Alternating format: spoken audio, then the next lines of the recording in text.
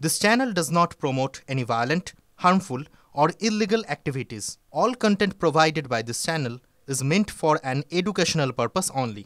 TV9 বাংলায় আপনাদের সকলকে আবারও স্বাগত। রনিপা রয়েছে আপনাদের সঙ্গে। আর এই মুহূর্তের বড় খবরে আমরা নজর রাখবো, কারণ মুখ্যমন্ত্রীর সফরের ঠিক আগেই আলিপুরদুয়ারে যুবতীকে ধর্ষণ করে খুনের অভিযোগ উঠছে। মারাত্মক অভিযোগ, আরও একবার যুবতী ধর্ষণ খুনের অভিযোগ উঠছে আলিপুরদুয়ারে। ঠিক কি ঘটেছে জানবো, আমাদের সহকর্মী সুজিত রয়েছেন আমাদের সঙ্গে। সুজিত, দেখো রনিবা, জায়গার যে চা বাগান এলাকায় ওই যুবতীর দেহ উদ্ধার হয়েছে তা নিয়ে কিন্তু যথেষ্ট চাঞ্চল্য তৈরি হয়েছে। বুধবার সকালে ওই যুবতীর দেহ চা বাগানের ৪ নম্বর সেকশনে পাওয়া যায়। তারপর কিন্তু ওই এলাকার বাসিন্দারা বিক্ষোভে নামেন।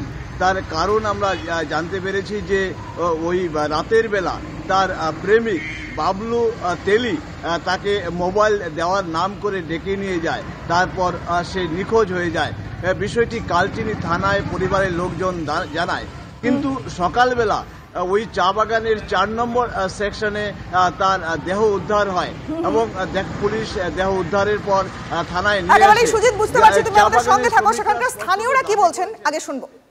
बच्ची को सुनने में आया रेप करके मार के फेंक दिया है बगान में। ये रात का घटना है कि कल का घटना है मालूम नहीं, लेकिन इतना पब्लिक हम लोग गुस्सा से आया है। हम लोग को जस्टिस चाहिए। ये लड़का के साथ में संबंध था कुछ? वो तो हम नहीं जानते। आप लोग को घर को किसी को पता नहीं? खाली उसको पता है, खाली दीदी को पता है? दीदी को और उसको भाभी को पता है। आपको कुछ बोल के नहीं गई? आप लोग क्या चाहते हो अभी, क्या चाहते हो? हम लोग तो इंसाफ चाहिए, हम लोग को इंसाफ चाहिए, फांसी देना चाहिए। রাজ্যে একের পর এক খুন ধর্ষণের ঘটনা। এবার আলিপুরদুয়ারের ছবি দেখাচ্ছে এই মুহূর্তে আপনাদের। আলিপুরদুয়ারে যুবতীকে ধর্ষণ করে খুনের অভিযোগ উঠছে। দলসিংপাড়া চা বাগান, সেখানে যুবতীর দেহ উদ্ধার হয়েছে। স্বাভাবিকভাবে এই ঘটনাকে কেন্দ্র করে এলাকায় চাঞ্চল্য ছড়িয়েছে উত্তেজনা। আর তার পরিবার কি অভিযোগ করছে যে ধর্ষণের পর খুন করা হয়েছে ওই যুবতীকে। বিজেপি বিধায়ক শঙ্কর ঘোষ এই মুহূর্তে রয়েছেন আমাদের সঙ্গে। শঙ্করবাবু, আলিপুরদুয়ারের খবর, যুবতীকে খুন ধর্ষণের অভিযোগ উঠছে, মানে রাজ্যে আবারও একটা খুন ধর্ষণের অভিযোগ, কি বলবেন? রোজনামচায় পরিণত হয়েছে মহিলাদের উপর অত্যাচার, খুন এবং পরবর্তীকালে অপরাধীদের খোলা আকাশে ঘুরে বেড়ানো। এবং এই সব কিছু হওয়ার পেছনে অপরাধীদের এই বারবারন্ত, তাদের এই দুঃসাহসিক এই ঘটনা এত কিছুর পরেও যখন ঘটাচ্ছে, একটাই কথা বলতে পারি, রাজ্যের মাননীয় মুখ্যমন্ত্রী যেদিন এই রাজ্যে শপথ নিয়েছেন সেই দিনই মনে হয় এই রাজ্যের মহিলাদের প্রতি এই যে অভিশাপ, সেই অভিশাপ নেমে এসেছে। পুলিশ মন্ত্রী হিসাবে ওনার অবিলম্বে পদত্যাগ করা উচিত। একের পর এক ঘটনা ঘটছে, অপরাধীরা তারা কোনো ধরনের সাজা না পাওয়ার কারণে এই ধরনের ঘটনা একের পর এক ঘটাচ্ছে। শুধু এইটুকু আশা রাখি, আলিপুরদুয়ারে এসছেন, উত্তরবঙ্গে এসছেন মাননীয় মুখ্যমন্ত্রী, আমি শুধু এইটুকু আশা করি যে এক্ষেত্রে যেন অপরাধীরা অন্তত আপনার সম্মান বাঁচানোর জন্য অপরাধীদের দ্রুত যাতে শাস্তির ব্যবস্থা করবেন, এইটুকুই শুধু আশা রাখি ওনার কাছে। বেশ, অনেক ধন্যবাদ আপনাকে। বিজেপি নেতা শঙ্কর ঘোষ ছিলেন এই মুহূর্তে। আলিপুরদুয়ারের খবরে নজর রেখেছি আমরা, সেখানে খুন ধর্ষণের অভিযোগ উঠছে। দেখুন, বীরভূমের সিউড়ির দিকে নজর রাখবো। গতকাল থেকে সিউড়িতে উত্তেজনা ছড়িয়েছে, কারণ নাবালিকা ধর্ষণের অভিযোগ। তুলকালাম সিউড়ির হাটজন বাজার, সেখানে অভিযুক্ত যে তার দোকান ভাঙচুর করা হয়েছে, পথ অবরোধ করা হয়েছে, আগুন জ্বালিয়ে দেওয়া হয়েছে। অভিযুক্তকে ধরার জন্য বিকেল ৫টা পর্যন্ত ডেডলাইন দিয়েছিলেন সেখানকার স্থানীয়রা, এবং বিকেল হতেই ফের শুরু হয়ে গেল বিক্ষোভ, অশান্তি। এবং বিক্ষোভের মাঝখানে যে মূল অভিযুক্ত প্রদীপ কীর্তনিয়া, সে ধরা পড়েছে বলে জানা যাচ্ছে।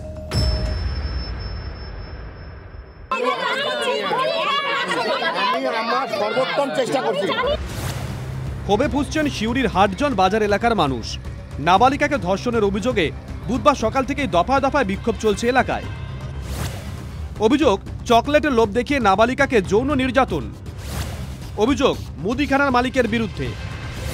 স্থানীয় এক মহিলা ওই নাবালিকাকে দোকানের ভিতরে যেতে দেখেন।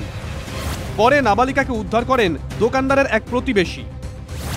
মেয়েটি কান্নাকাটি করে সব কথা জানায়।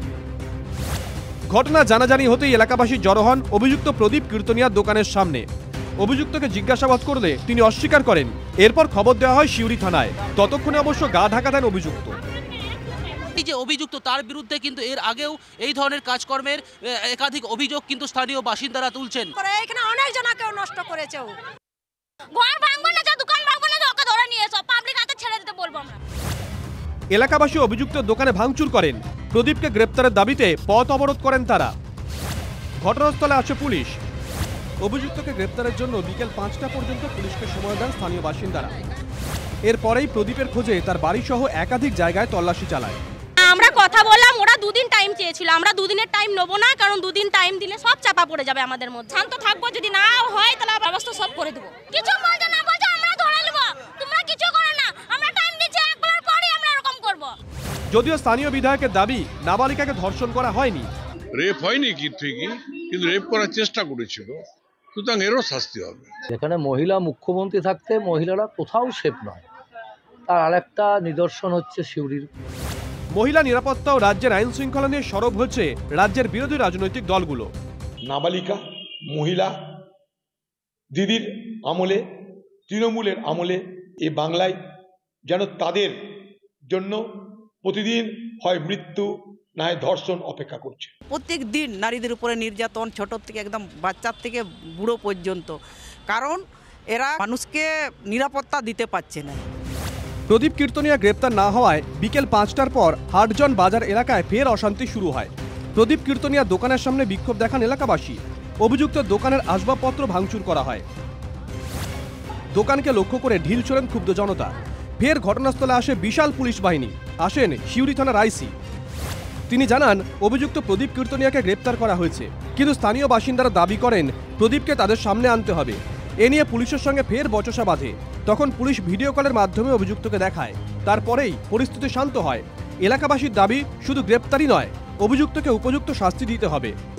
ছেলেটার শাস্তি চাই, এই যে ফাঁসি হচ্ছে ফাঁসি চাই, কোনো শাস্তি দে, কোনো মেয়েকে যেরকম এই কাজটা না করতে পারে। বীরভূম থেকে হিমাদ্রি মণ্ডলের রিপোর্ট, TV9 বাংলা। সিউড়ির পরে বা নিউ ব্যারাকপুরের দিকে নজর রাখবো, কারণ জমি বিবাদে বিবস্ত্র করে মার অপমানে আত্মঘাতী হলেন তরুণী। 24 ঘন্টা পরেও গ্রেফতার করা হয়েছে মাত্র একজনকে। এই ঘটনাকে ঘিরে এলাকায় রাজনৈতিক টানাপোড়েন তুঙ্গে। পরিবার অভিযোগ করছে যে হামলাকারী সে বিজেপি করে। ঠিক একই সুর তৃণমূলের কাউন্সিলরের গলাতে, যদিও বিজেপি অস্বীকার করেছে পুরো বিষয়টাকে। পুলিশ প্রথম থেকে সক্রিয় হলে বাড়ির বউকে এভাবে মরতে হতো না, ঠিক ক্ষোভ প্রকাশ করছেন মৃতের পরিবার।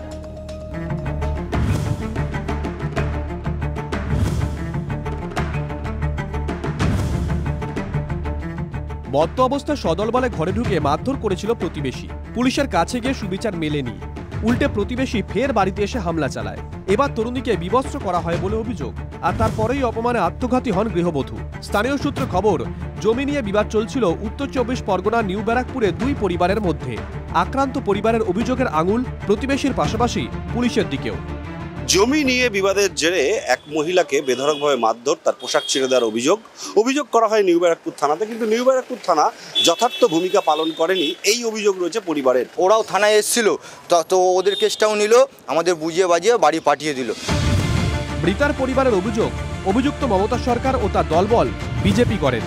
একই অভিযোগ শোনা গেল স্থানীয় তৃণমূল কাউন্সিলরের গলাতেও।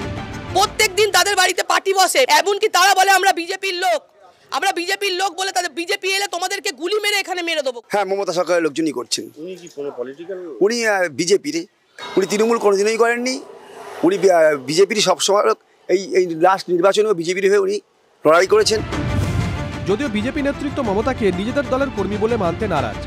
আপনারা কোথাও দেখাতে পারবেন না 2021 সালের পরে মমতা সরকার নামে যে ভদ্রমহিলার কথা বলা হচ্ছে, সে আমাদের কোনো মিছিল, মিটিং বা কোনো দলীয় কর্মসূচিতে সে অংশগ্রহণ করেছিল। দলের নামকে ভাঙিয়ে কেউ কিছু বলে, তার দায় বা দায়িত্ব ভারতীয় জনতা পার্টি নেবে না। রাজ্যের বিরোধী রাজনৈতিক দলগুলি মহিলার মর্মান্তিক পরিণতির জন্য পুলিশ প্রশাসনকেই দায়ী করেছে। বাংলার একজন মহিলা কেন পুলিশের কাছে না গিয়ে আত্মহত্যার পথ বেছে নেন? এই যে মমতা বন্দ্যোপাধ্যায় বলেছিলেন বাংলা নিজের মেয়েকে চায়, একা মমতা বন্দ্যোপাধ্যায় বাংলার মেয়ে, ইনি বাংলার মেয়ে নন। এটা কোনো রাজনীতির নয়, এটা সামগ্রিক একটা পরিবেশের মধ্যে এটা আমাদের সবার এটা দায়, কিন্তু তৃণমূল এটা করছে, এটা ঠিক না। বাংলার মেয়েকে চাই বলে যিনি নির্বাচনে জিতে ক্ষমতায় এলেন, তার বাংলায় মেয়েরা যে সুরক্ষিত নয় সেটা আমরা খুব ভালো করেই জানি। এবং মহিলার উপর অত্যাচার হওয়াটা এখন স্বাভাবিক ঘটনায় পরিণত করেছেন মমতা বন্দ্যোপাধ্যায় এবং তার সরকার। পুলিশ সূত্রে খবর, একটি সুইসাইড নোট উদ্ধার হয়েছে, যাতে ওই প্রতিবেশী কেবল অপারেটর বিপ্রদাস বসু মমতা সরকারের নাম উল্লেখ রয়েছে। বিপ্রদাসকে গ্রেপ্তার করেছে পুলিশ। ধৃতকে 5 দিনের পুলিশি হেফাজতের নির্দেশ দিয়েছে ব্যারাকপুর আদালত। পুলিশ তার যথার্থ ভূমিকা পালন করেনি, আর সেই কারণেই ওই গৃহবধূ লজ্জায় আত্মহত্যা করেছেন এমন অভিযোগ পরিবারের। TV9 বাংলার জন্য সুকান্ত মণ্ডলের সঙ্গে দীপঙ্কর দাসের রিপোর্ট, উত্তর 24 পরগনা। বড় খেলা হচ্ছে, মুখ্যমন্ত্রী গেম খেলছেন। সঞ্জয়ের ফাঁসি চেয়ে রাজ্যের অতি সক্রিয়তা নিয়ে ঠিক এমনই চাঞ্চল্যকর দাবি তিলোত্তমার পরিবারের। এ বিষয়ে রাজ্যে আদেও মামলা করার এখতিয়ার আছে কিনা সেই প্রশ্ন তুলেছে সিবিআই। সঞ্জয়ের সর্বোচ্চ সাজা চেয়ে হাইকোর্টের দ্বারস্থ হয়েছে কেন্দ্রীয় এজেন্সিও।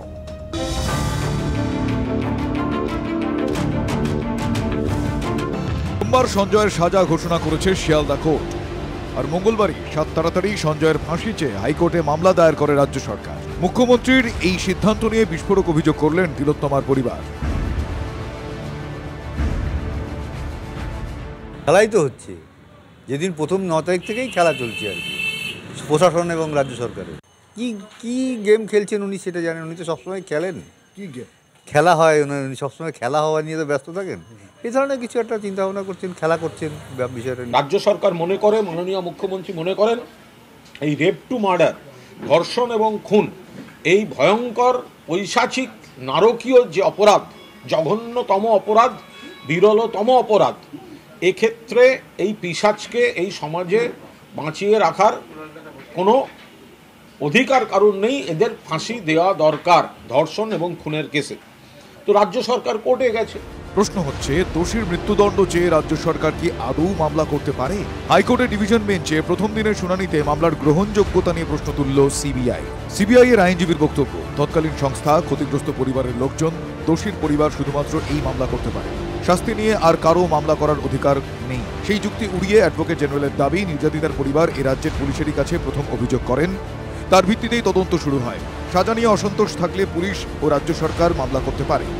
বিচারপতি প্রশ্ন করেন, ক্ষতিগ্রস্ত পরিবার এই মামলার কথা জানে? জবাবে অ্যাডভোকেট জেনারেল বলেন না। তা শুনে বিচারপতির প্রশ্ন, তাদের ছাড়া কি এই বিচার প্রক্রিয়া চালানো সম্ভব?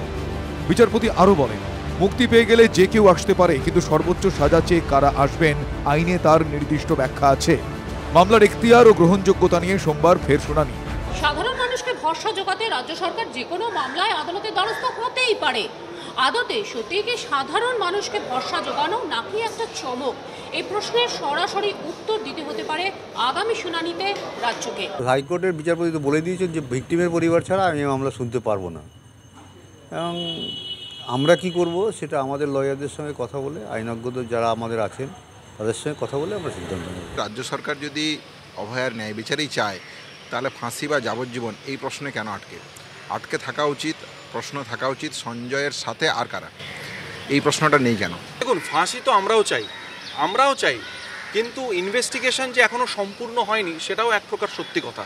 তার কারণ বিভিন্ন জায়গা থেকে যে প্রশ্নগুলো উঠে আসছে, সেই প্রশ্নগুলো কিন্তু এখনও তদন্তকে পরিপূর্ণভাবে শেষ হয়েছে বা মানে তদন্ত শেষ হয়েছে এটা বলা যায় না। সোমবার হাইকোর্টে পরবর্তী শুনানির আগে বল গেল রাজনীতির কোর্টে। মমতা ব্যানার্জি যে প্রমাণ লোপাট করেছেন এটা নির্যাতিতার বাবা বলে দিয়েছে, আমরা রাজনৈতিক লোকেরা বলছি না। উনি শুধুমাত্র ড্রামাবাজি করে 26-এর ভোটের আগে কি করে রিপেয়ারিং করবেন সেই জন্য। আজ দিদি জানে মানুষের আবেগ, মানুষের ক্ষোভ, সেটাকে আবার নিজের পক্ষে নিয়ে আসার জন্য, তাদের চোখে ধুলো দেওয়ার জন্য হাইকোর্ট করে দিদি প্রমাণ করতে চাইছেন তোমাদের মতন আমিও শাস্তি চেয়েছি। তৃণমূল কংগ্রেসের গায়ে আরজি করের এই ধর্ষণ এবং খুনের ঘটনার যে কলঙ্ক লেগেছে, এখন উনি একটা ব্যর্থ চেষ্টা করছেন সেই কলঙ্ক গা থেকে মোছার। কিন্তু ওনার এই অতিভক্তি যে আসলে চোরের লক্ষণ, এটা বাংলার একটা বাচ্চা ছেলেও জানে। এদিকে শিয়ালদা আদালতের রায়কে চ্যালেঞ্জ করে বুধবারই কলকাতা হাইকোর্টে দ্বারস্থ হয়েছে সিবিআই। সূত্রের খবর, হাইকোর্টে সঞ্জয়ের ফাঁসির সাজার আবেদন জানাবে তারা। সোমবারও এই মামলার শুনানি। Bureau report, TV9 Bangla. গুজবের জেরে মহারাষ্ট্রের জলগাঁও এবং পারান্দা স্টেশনের মাঝে ভয়াবহ ট্রেন দুর্ঘটনা, মৃত বেড়ে 13, আহত বেশ কয়েকজন। পুষ্পক এক্সপ্রেসে আগুন লাগার গুজব প্রাণে বাঁচতে ট্রেন থেকে নেমে পড়েন যাত্রীরা। সেই সময় পাশের লাইনে চলে আসে আরেকটি ট্রেন। ট্রেন দুর্ঘটনায় মৃতদের পরিবারকে আর্থিক সাহায্য ঘোষণা মহারাষ্ট্র সরকারের। মৃতদের পরিবার পিছু 5 লক্ষ টাকা সাহায্যের ঘোষণা দেবেন্দ্র ফডনবিসের। আহতদের চিকিৎসার দায়িত্ব নিয়েছে মহারাষ্ট্র সরকার। মৃতদের পরিবারের প্রতি সমবেদনা প্রধানমন্ত্রী। হায়দ্রাবাদে হাড়হিম করা হত্যাকাণ্ড। স্ত্রীকে খুন করে দেহ টুকরো টুকরো করল স্বামী, তারপর সেই দেহাংশ রান্না করে বিভিন্ন এলাকায় ছড়িয়ে দেওয়ার অভিযোগ। ঘটনার পর অভিযুক্ত নিজেই থানায় গিয়ে স্ত্রীর মিসিং ডায়েরি করে। পুলিশের সন্দেহ হলে অভিযুক্ত স্বামীকে জিজ্ঞাসাবাদ। খুনের কথা স্বীকার করেছে অভিযুক্ত, খবর পুলিশ সূত্রে। তেলেঙ্গানায় প্রকাশ্যে দিবালোকে কুপিয়ে খুন যুবক। হলমকন্ডার ঘটনায় চাঞ্চল্য। খুন হতে দেখেও বাঁচানো তো দূর, পাশ কাটিয়ে চলে গেলেন পথচারীরা। ভিডিও করলেন কেউ কেউ। মূল অভিযুক্তকে গ্রেফতার করেছে পুলিশ। কেন যুবককে খুন এখনো স্পষ্ট নয়। রাজস্থানের কোটায় নিট পরীক্ষার্থীর রহস্য মৃত্যু। হস্টেলের ঘর থেকে ছাত্রীর ঝুলন্ত দেহ উদ্ধার। প্রাথমিক অনুমান আত্মঘাতী হয়েছেন ওই ছাত্রী, তবে ঘর থেকে মেলেনি কোনো সুইসাইড নোট। পরিবারকে জানিয়ে তদন্ত এগোবে জানিয়েছে পুলিশ। সেলফি কাল হলো মাওবাদী কমান্ডার চালাপাতির। দীর্ঘ কয়েক বছর ধরে পুলিশের চোখে ধুলো দিয়ে পালিয়ে বেড়াচ্ছিলেন এই মাওবাদী নেতা। অবশেষে পুলিশের অভিযানে খতম। ওড়িশা ছত্তিশগড় সীমানায় নিরাপত্তা বাহিনীর অভিযানে খতম 20 জন মাওবাদী। তালিকায় নাম রয়েছে চালাপাতিরও। মাথার দাম 1 কোটি টাকা। অপরিচিত নাম্বার থেকে ফোন বা মেসেজ করে সাইবার প্রতারণা। নয়া নির্দেশিকা রিজার্ভ ব্যাংক অফ ইন্ডিয়ার। আলাদা করা হচ্ছে বাণিজ্যিক পরিষেবা সংক্রান্ত ফোন নাম্বার। এই ধরনের নাম্বার শুরু হবে 140 বা 160 দিয়ে। অন্য কোনো নাম্বার থেকে ফোন বা SMS এলে গ্রাহক সহজেই বুঝে যাবেন সেটা ভুয়ো। জনসাধারণের জন্য খুলে যাচ্ছে রাষ্ট্রপতি ভবনের অমৃত উদ্যান। আগামী 2রা ফেব্রুয়ারি থেকে 30শে মার্চ পর্যন্ত খোলা থাকবে এই উদ্যানটি। 6ই মার্চ থেকে 4 দিনের বিবিধ কা অমৃত মহোৎসব। বুকিং সংক্রান্ত যাবতীয় বিষয় রাষ্ট্রপতি ভবনের ওয়েবসাইট থেকেই জানা যাবে। মহাকুম্ভে পুণ্যস্নান। যোগী আদিত্যনাথের ত্রিবেণী সঙ্গমে মন্ত্রিসভার অন্য সদস্যদের সঙ্গে পুণ্যস্নান উত্তরপ্রদেশের মুখ্যমন্ত্রীর। যোগীকে জলের মাঝে ঘিরে রাখে নিরাপত্তা রক্ষীরা। কড়া নিরাপত্তার মোড়কে মহাকুম্ভে ডুব দিলেন যোগী। মহাকাশ থেকে কেমন দেখতে লাগছে মহাকুম্ভকে এক্স মাধ্যমেই ছবি পোস্ট করল ইসরো। প্রয়াগরাজে কতটা এলাকা জুড়ে তাঁবু তৈরি করা হয়েছে, কোথায় রয়েছে অস্থায়ী পল্টন ব্রিজ, সব ধরা পড়েছে আর্থ অবজারভেশন স্যাটেলাইট 04 এর ক্যামেরাতে। ফের দাবানলের আতঙ্ক লস অ্যাঞ্জেলেসে। 50,000 মানুষকে নিরাপদ স্থানে সরে যাওয়ার নির্দেশ প্রশাসনের। কাস্টাইকে লেক সংলগ্ন এলাকায় দাউ দাউ করে আগুন জ্বলতে দেখা যায়। মাত্র 2 ঘন্টায় 5,000 একর জায়গায় ছড়িয়ে পড়ে আগুন।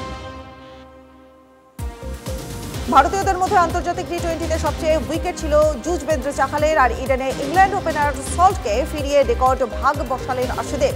1 ওভারের ব্যবধানে বাকেটে ডাকের উইকেট 97 উইকেট নিয়ে চাহালকে ছাপিয়ে শীর্ষে আশিদে।